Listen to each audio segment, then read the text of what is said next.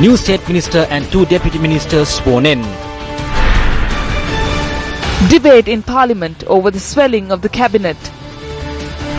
Prime Minister leaves for China on an official visit. Demonstrations across the country demanding education rights. Hello and welcome. This is Primetime News. I am Shahin Jurangpati. And I'm Jitendra Gunasena. Let's now take a look at the top story for tonight.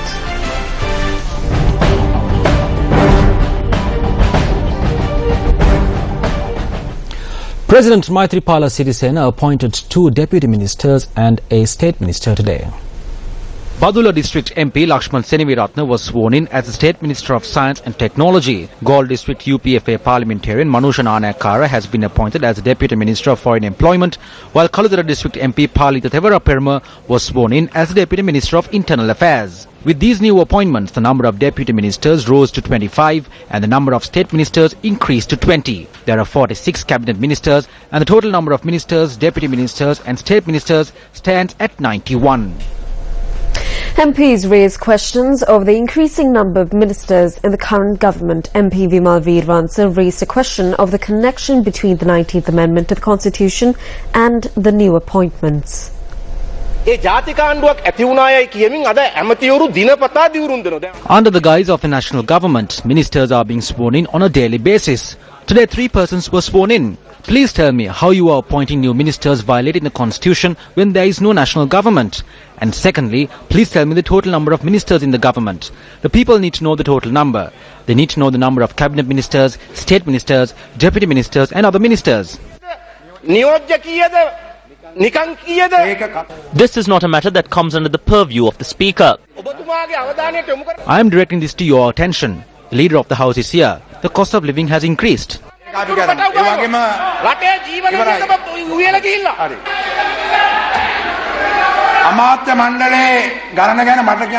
have no right to comment on the number of ministers. The government will discuss that.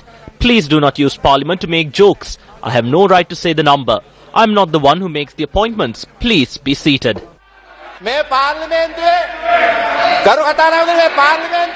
Parliament had granted its approval for a total of 95 ministers. That number has not been reached and more appointments can be made. Cross over to this side.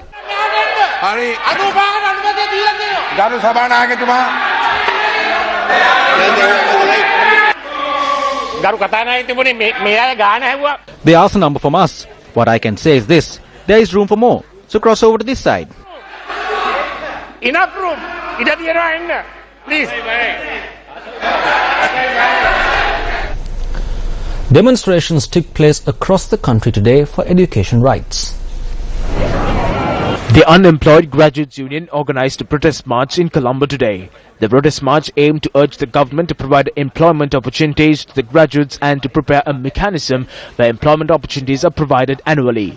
The Satyagraha campaign, which they launched at Bastin Mawat in Colombo, citing these demands, completed 50 days ago.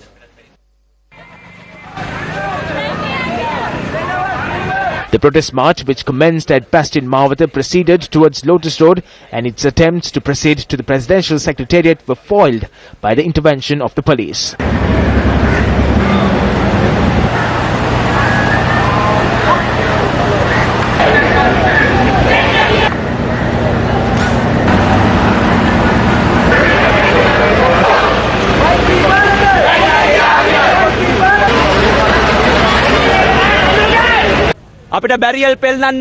We do not desire to put down the barriers.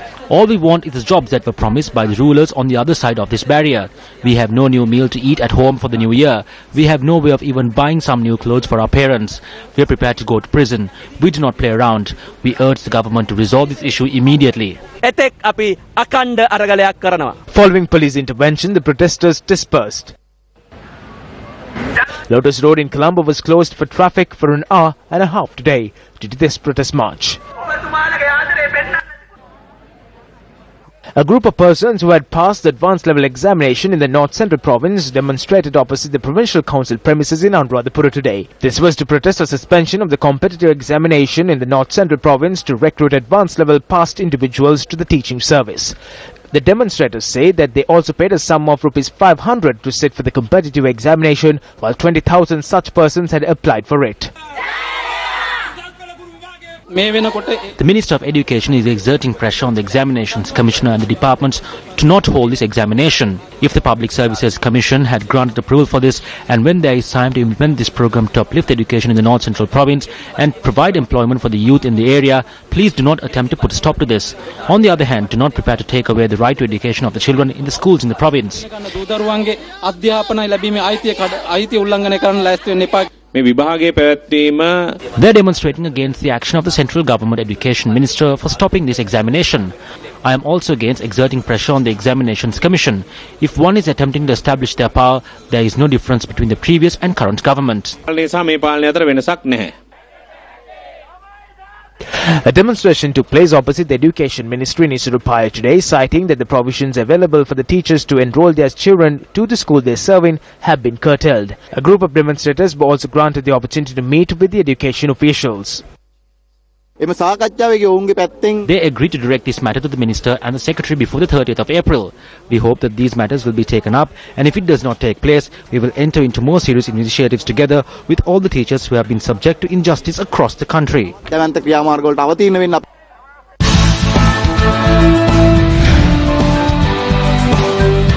The Panama Papers have made international headlines, sending shockwaves across countries.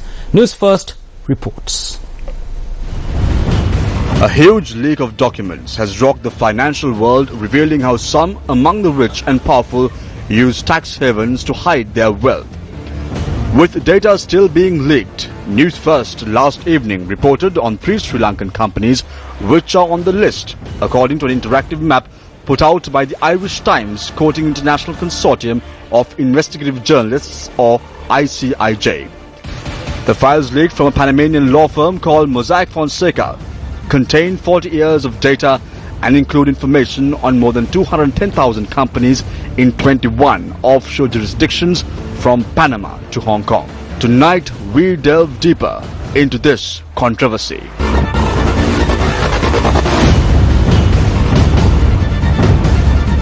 In a letter to law enforcement authorities, former chairman of the Ceylon Chamber of Commerce, Chandra Jayaratne, had said that it is essential that the response of the state of Sri Lanka to the Panama paper be not restricted to only obtaining the details of the 3 entities listed under the Sri Lankan country profile. The former chairman of the Ceylon Chamber of Commerce emphasizes that it is essential that the Sri Lankan state must get the following law enforcement authorities to immediately take collective strategic action steps to pool their resources and available critical investigation data, based information and inquiry findings. The letter puts forth a number of recommendations which include A. To prepare a complete list of all entities to have surfaced as having engaged or likely to have engaged in serious financial crimes, money laundering, tax and exchange control avoidance. B. To include companies or trusts and other documentary or proxy holdings, including entities with investments placed overseas via beneficial ownership and investments placed in orbit using special purpose vehicles and bearer bonds. C. The list of entities to be compiled above to include entities registered overseas, especially in Netherlands, British Virgin Island, Bahamas, Dubai, Seychelles, Singapore, Vietnam and Laos. The letter concludes by saying that this comprehensive list must be used to validate against the entire list of entities in the Panama Papers in determining the potential Sri Lankan exposure within the leaked Panama Papers. For over a year, the Front Against Corruption had reiterated very clearly that monies which were accumulated through fraudulent means are being hidden away as undeclared assets around the world. These incidents took the form of 512 complaints during the period of time. It's unfortunate that legal action is yet to be taken into the incidents which were probed.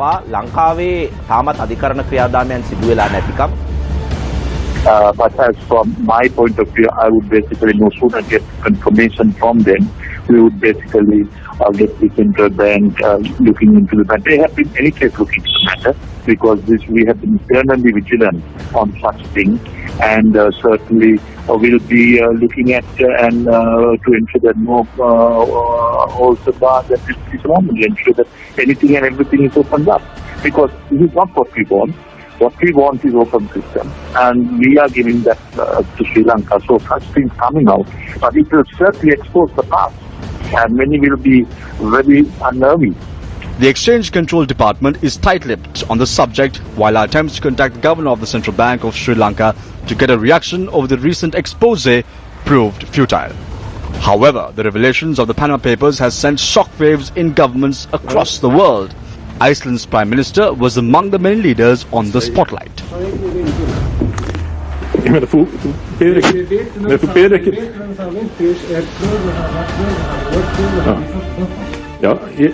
Þú ert að spyrja mig hluti sem ég ekki einu sem búin að kynna mér. Þú platar mig í viðtal og... Þú seldi þinn hlut í félaginu fyrir $1. Nei. Þú ert að spyrja mig einhverju tóma vitleysu. Þú platar mig í viðtal og fölskum fórsetum. Ég undirskiptin. Já. Viltu sjá mig? Já, ég meina... Þetta bara... But with all respect, Mr. Prime Minister, it must be okay to ask those questions. Þú allt gefið til skattfrúi. Þannig að þið erum að gera eitthvað tortryggilegt sem að ekki tortryggilegt. Vita félagina í engi fens að þú hafðir átt aflandsfélag sem... Hvaða atrið þetta að búa til? Several days later, the interview was telecast. The Prime Minister resigned from his portfolio following mass-scale protests in Iceland and public outcry, which were triggered by the revelations made by the Panama Papers. The late father of British Prime Minister David Cameron and the children of Pakistani Prime Minister Nawaz Sharif have also been connected to the Panama Papers. In London, the British Prime Minister David Cameron evaded questions about his father's offshore investment funds. No shares. I have a salary as Prime Minister and I have some savings which I get some interest from, and I have a house which we used to live in, which we now let out while we're living in Downing Street, and that's all I have. Meanwhile, the Guardian newspaper revealed that the public officials from around the world named as shareholders of offshore companies with London properties. Family of former Sudanese President Ahmed Al-Migrani owns property in Paddington. Former Iraqi Prime Minister Ayad Alawi owns £2.8 million house and a building. Daughter of Pakistani Prime Minister Nawaz Sharif has been named as the beneficial owner of a flat in Park Lane.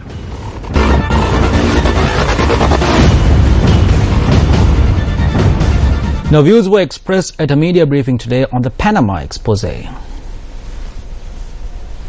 Panama expose There is talk that there are 3 Sri Lankan names mentioned in the Panama expose. It is not clear as to who these 3 persons are. It surely has to be our former President Mahinda Rajapaksa, because he was someone who championed in such things. The names are yet to be revealed.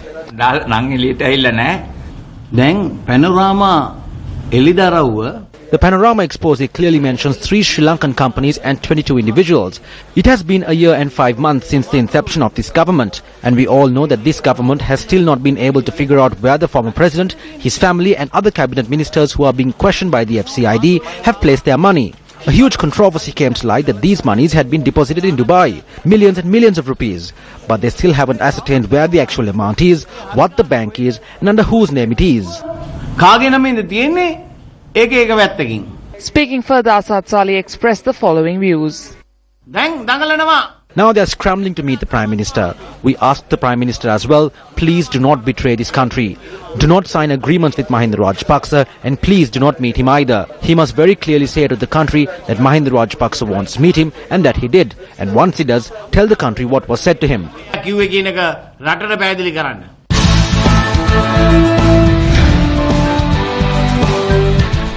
A group of MPs from the Sri Lanka Freedom Party convened a media briefing in the party headquarters in Colombo. We are facing the very issues that all other countries in the world is facing. We are facing an economic depression. The Treasury has to contribute 40% of the revenue to 4 state institutions.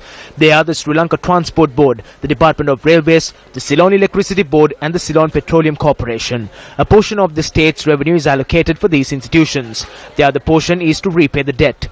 Compared to the GDP, the state revenue will drop to 12%. If the state revenue is not increased to 20%, we will not be able to respond to the questions raised in the streets. The state minister expressed the following as well. By the end of next week, the discussions with the International Monetary Fund will be over. then we will receive an amount. We have domestic loans of over 229,983 million. International, we have loans of 49,913 million. The total is 273,897 million. Our domestic debt is 5,446.3 billion, while the international debt is 3,240.251 billion. The total is 8,786.551 billion.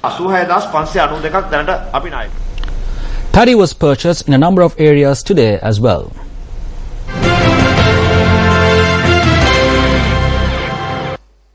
While paddy was purchased from paddy purchasing centres in Thalava and Radhapura today, farmers charged that the price given for paddy is unsatisfactory. 41 rupees is not a price which we could be satisfied about when you take the manufacturing cost into account. When you actually look at the manufacturing cost, Mahaveli farmers earn an income from just 5,000 kilograms of paddy from 2.5 acres of paddy land. The farmers must live in the paddy fields for 6 months of the year. What we have here is an unsatisfactory price. Who earned the profit from paddy last time? It wasn't the farmer, neither was it the government. It was the businessman. It would be better off if the farmer was just given a concession of 50,000 rupees without weighing paddy and no fertilizer subsidy. With the expenses we have, the price granted for paddy is insufficient. What we say is that it would be better if the paddy was at the previous price. The men receive a salary of 1,200 rupees while the women get a salary of 1,000 rupees. With the expenses we have on food, the price of paddy is insufficient. Farmers who arrived at paddy marketing centres in Thamuttegama said that the government was late to purchase the paddy. This caused a congestion at paddy marketing centres. It's been nearly a month and a half since the harvesting began, but in that time the government did not purchase paddy. They gave it to the private businessman. They gave it for 25 to 26 rupees.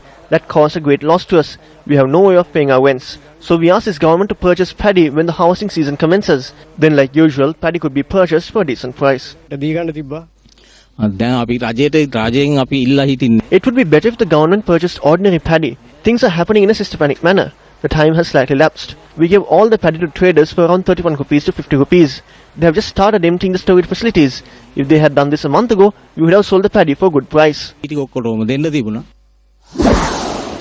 Farmers in Polonnaruwa said that paddy was purchased better than it was last time around. However, they were not satisfied on the price of paddy. It's surely better than last time. The queue is much shorter. This will be stopped on the 10th. I feel that it would be better if they continue to purchase it further. The price of paddy was also reduced more than what it was from the previous time. It would be better if they take into consideration and give the paddy at the old price. Ultimately, eating rice became also a frustration. It would be much easier for the people if 3 regional storage houses were fully opened. The new year is upon us and the paddy is still in the people's houses. Of the 12,000 farmers in the Vaunia district, 7,000 are registered to purchase paddy at the government stipulated price.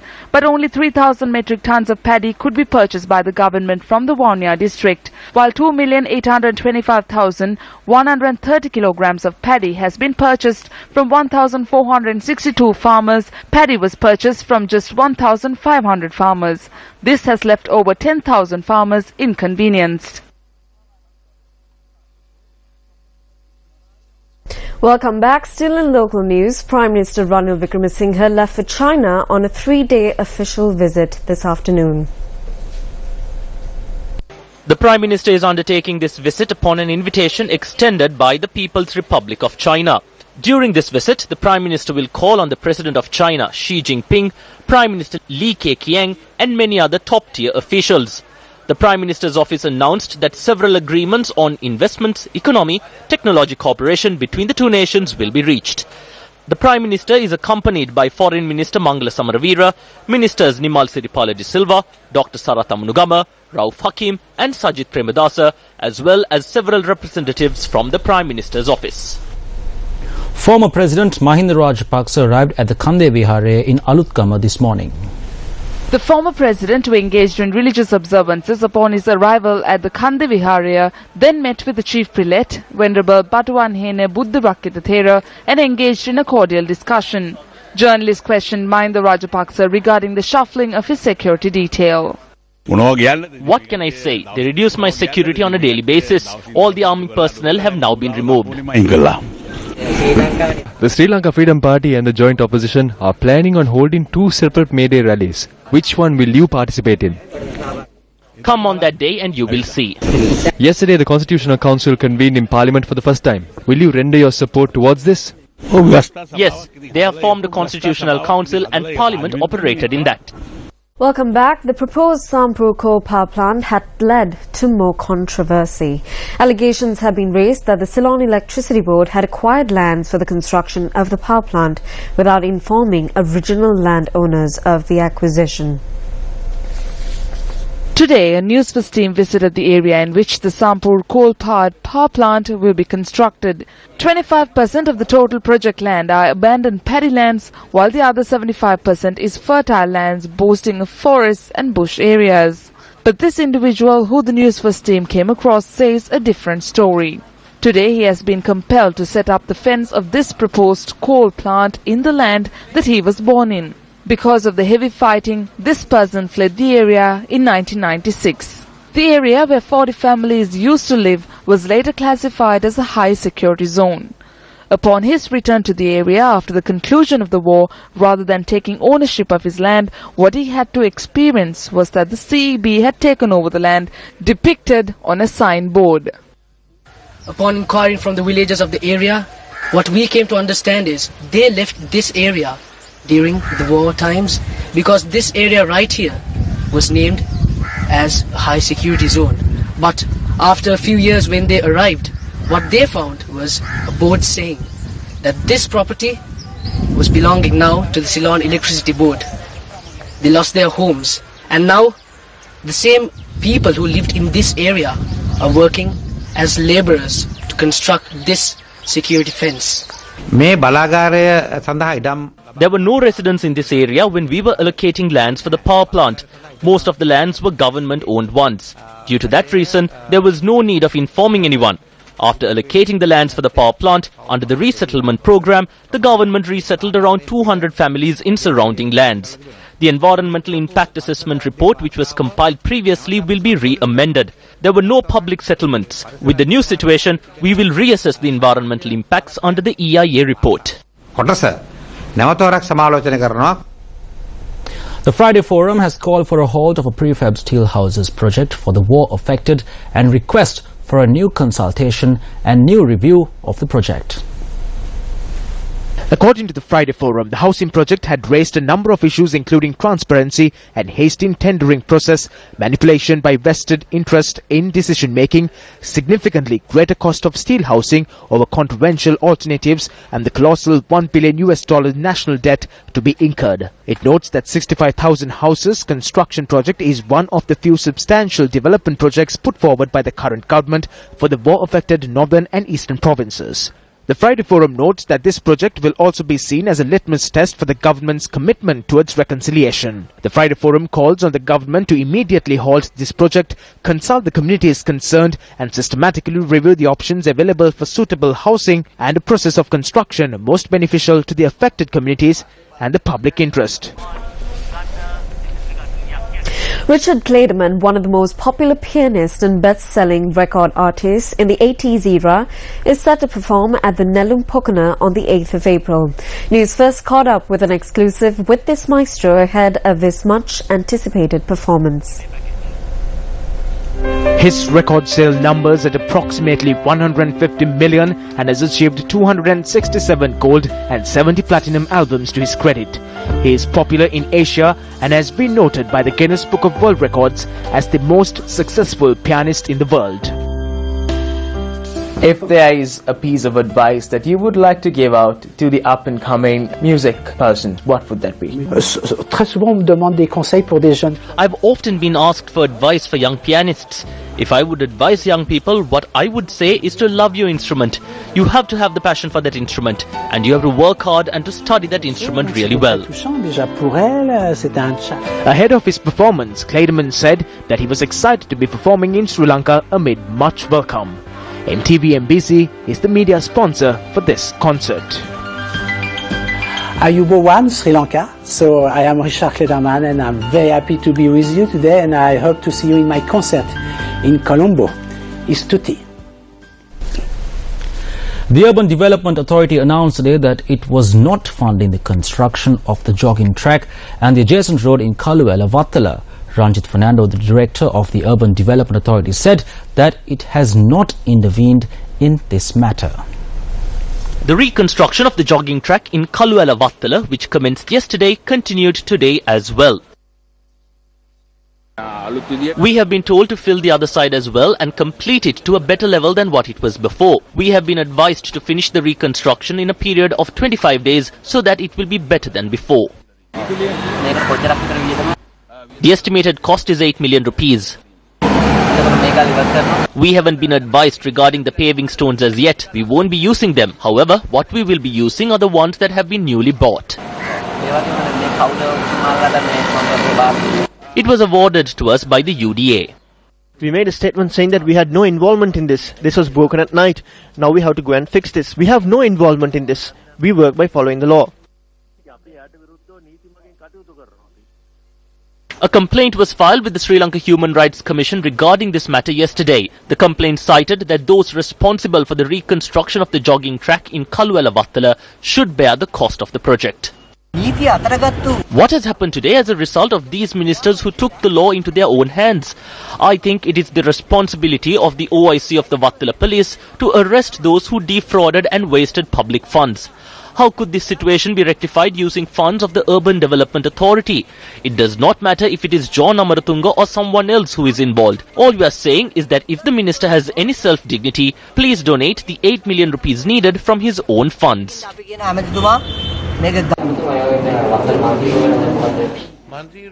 The track is now being reconstructed. I saw today that new paving stones, sand and cement being brought to the location. All I can say is that it will be reconstructed to a better state than what it was. I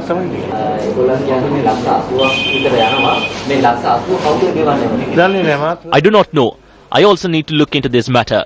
It is not me, nor is it the government. Ask the UDA as to whether they are paying. I of course haven't been told. This is all what I have to say. We never ordered this to be destroyed. If there is someone who did, they should bear the cost. The road that leads to the village also needs to be made. I do not know. What complaints? All I agreed to was the construction of the road, not to destroy jogging tracks.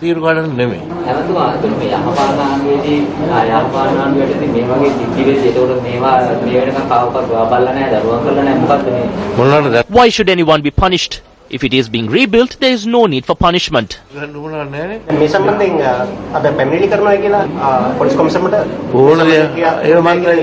do not know about that, and that is not relevant to me. It was not I who destroyed it. I am not involved with anything. If someone questions me, I will provide them with answers. I have not permitted nor encouraged anyone to destroy the jogging track.